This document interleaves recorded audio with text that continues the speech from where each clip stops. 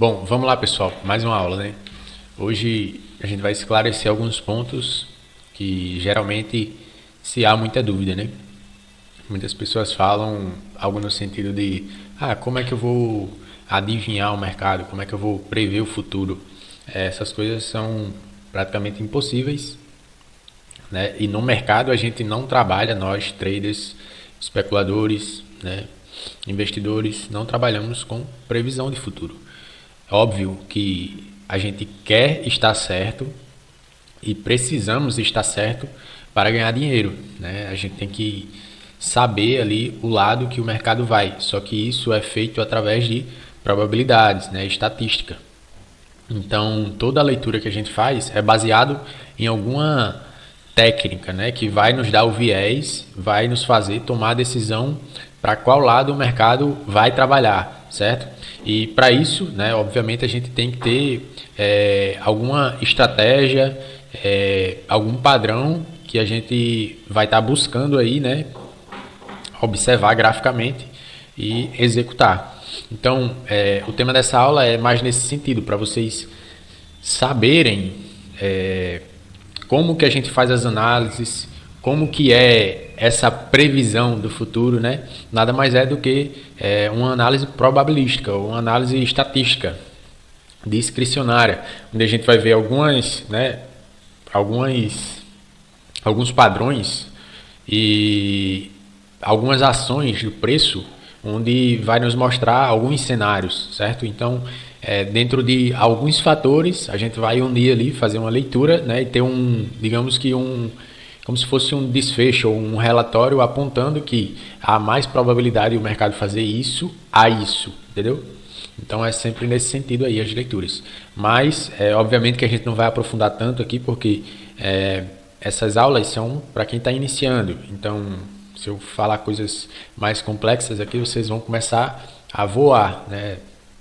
Se sentir um pouco perdido. Mas vamos lá para o que interessa, né? Eu trouxe aqui como referência mesmo para a aula como rastrear, né, o preço.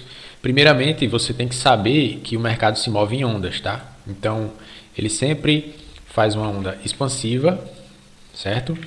Deixa eu selecionar aqui. Faz uma onda expansiva. E aí depois, acho que eu selecionei a coisa errada, só um instantinho.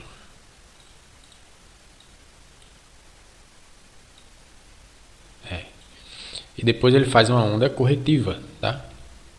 E aí é sempre nesse padrão, sempre nesse padrão. Uma expansiva, outra corretiva. Uma expansiva e outra corretiva. Só que dentro desse padrão há alguns limites, tá? Ou engrenagens que o mercado tem que respeitar, ou, né, levando mais para o ponto mais técnico e teórico mesmo, a gente vai saber ali por meio de Elliott que o mercado, né, faz 3 ondas de expansão, 2 de retração, e aí no fim de cada ciclo vai ter ali uma retração maior em ABC, ou seja, o mercado faz a onda 1 aqui, aí a 2 de retração, a 3 de expansão, quarta de retração, quinta de expansão. E aí ele vai vir corrigindo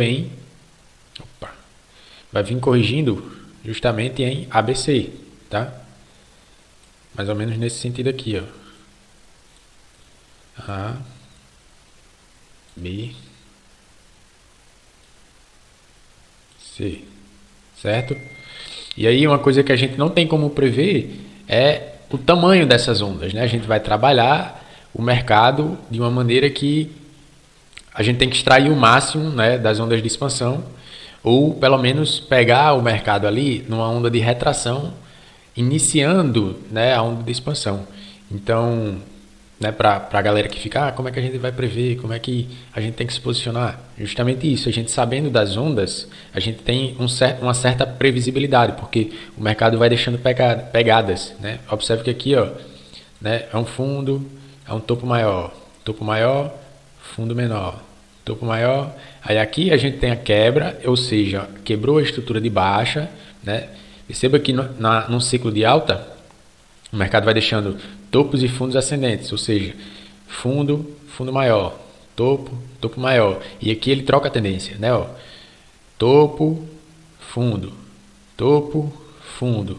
Ou seja, trocou a ordem aqui, né? Então, a partir desses elementos, desses fatores, a gente consegue rastrear, a gente consegue ter uma certa previsão do que está acontecendo e o que vai acontecer, certo?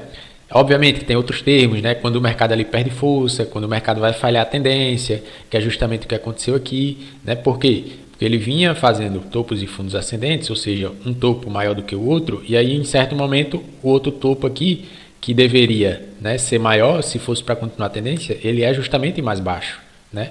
Então, por ser mais baixo, o que é que acontece? Troca de tendência, certo? Então, a gente parte disso aqui, né, para você que é iniciante, você que não sabe de completamente nada, não sabe como se posicionar, o mercado se movimenta em ondas, tá? Ah, entrei no mercado, o mercado andou um pouquinho a meu favor e voltou. Pode ser um pullback, pode ser um recuo de mercado para depois avançar. Aí tem muita gente que fala, eu entrei, o mercado foi, pegou meu stop e depois foi embora, né, na direção que eu queria que fosse. Justamente, o mercado podia estar ali numa onda de retração para depois avançar, certo? Então acontece muito isso, tá? Pega muito iniciante aí de caça riada e, né, não só iniciante, quem já opera, né, sempre vai conviver com essas coisas aí. A gente tem que justamente mitigar, né, a partir do conhecimento que a gente tem, esse tipo de situação, tá bom? Então, há certos tipos de estudos que a gente pode fazer, que a gente tem aí certa previsibilidade, tá? A gente tem uma noção maior para que lado o mercado pode ir, né? Ou seja, rastrear de fato o mercado, certo? Então, o tema da aula era esse, é uma aula simples, mas que já dá uma visão um pouco ampla de como nós observamos o mercado. Não é 100% aleatório, né? Como algumas pessoas falam, o mercado é totalmente aleatório. Não, tem alguns pontos que vai respeitar, algumas análises que vai respeitar, né, e outras não vão. Mas tudo está dentro de probabilidade e estatística, certo? Então é isso, pessoal. Vou ficando por aqui. Aguardo vocês na próxima aula. Valeu!